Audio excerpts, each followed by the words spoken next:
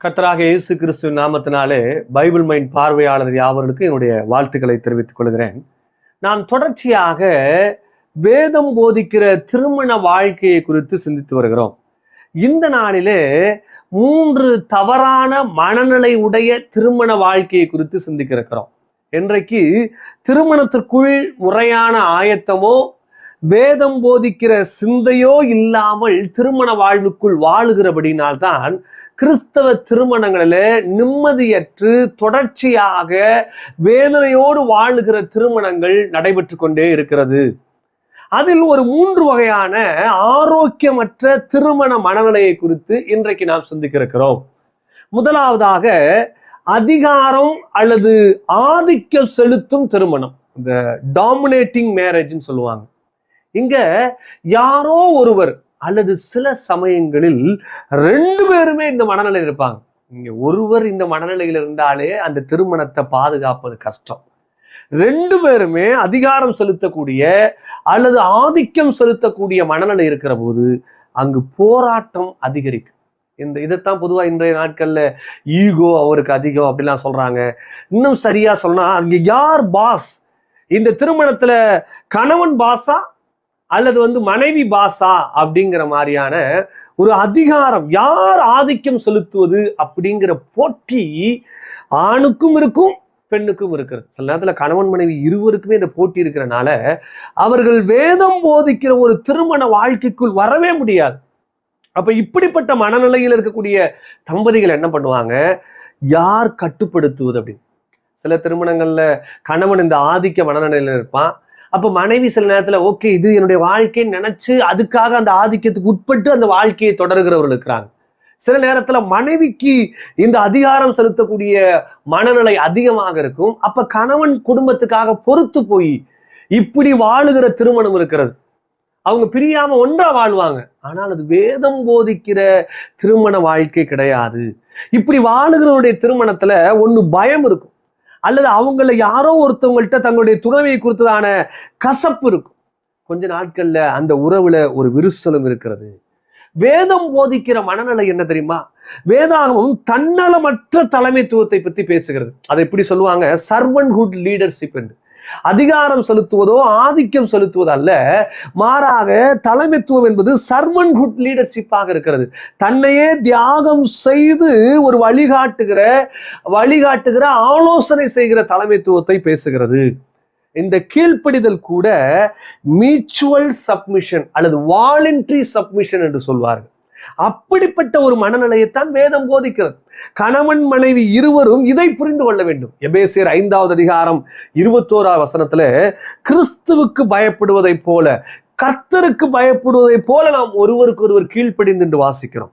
அதே போல எபேசியர் 5வது அதிகாரம் 25வது வசனத்துல புருஷர்களே உங்கள் மனைவிகளில் அன்பு கூறுங்கள், அப்படியே கிறிஸ்துவும் சபையில் அன்பு கூறுங்கள். அப்ப நம்முடைய அதிகாரமும் ஆதிக்கமும் வேதம் போதிக்கிற மனநிலை என்பது அது தம்மை தியாகம் செய்து தம்மை பணியாளர்களாக மாற்றி அதிகாரம் செலுத்தக்கூடியதாக இருக்கிறது.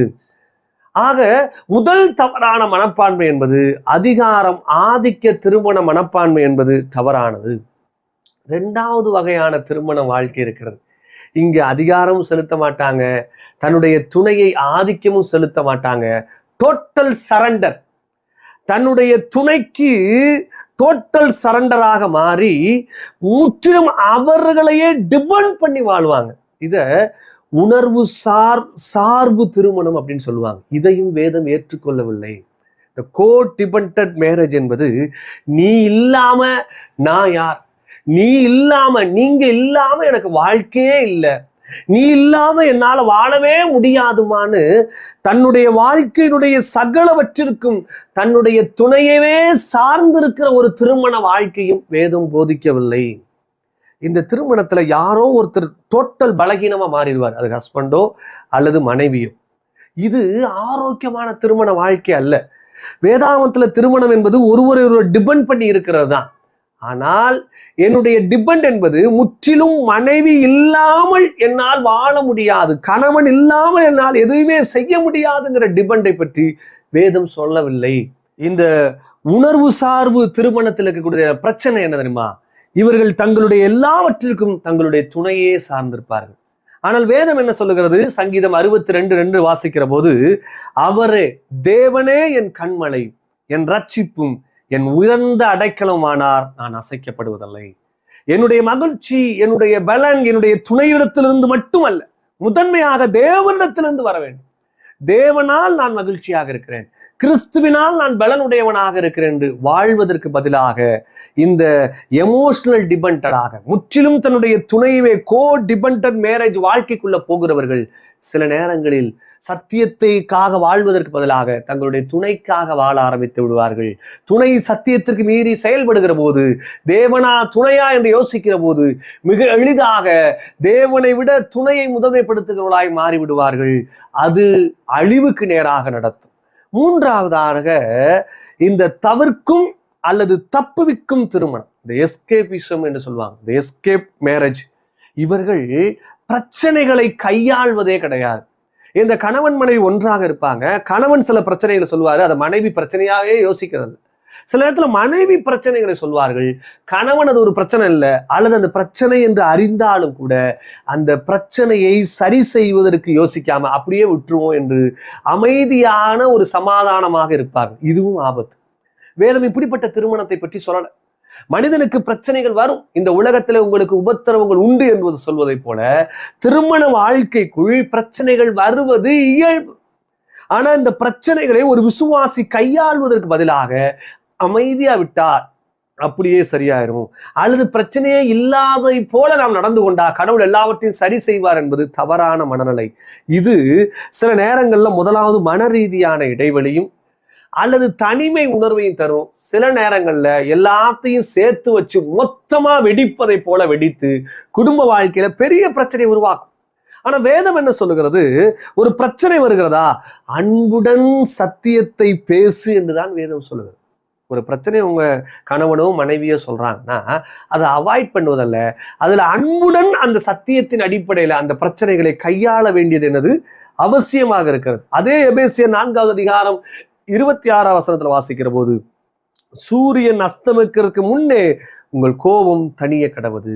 அப்படின்னா எவ்வளவு விரைவாக உங்கள் பிரச்சனைகளை பேசி தீர்க்க முடியுமோ அவ்வளவு விரைவாக பேசுங்க. மாறாக பிசாசுக்கு இடம் கொடாதிருங்கள் என்று வேதம் அந்த இடத்துல ஒரு எச்சரிக்கையை சொல்லுகிறது. அப்ப இந்த 3 வகையான திருமணத்துல அதிகாரம் ஆதிக்கம் செலுத்துகிற திருமணமும் தேவன் போதிக்கிற திருமணம் அல்ல. அதே போல உணர்வு சார்பு, எல்லாவற்றுக்கும் கோ டிபெண்டனாக என்னுடைய துணையை மட்டுமே சார்ந்திருக்கிற திருமண வாழ்க்கையும் வேதம் போதிக்கவில்லை.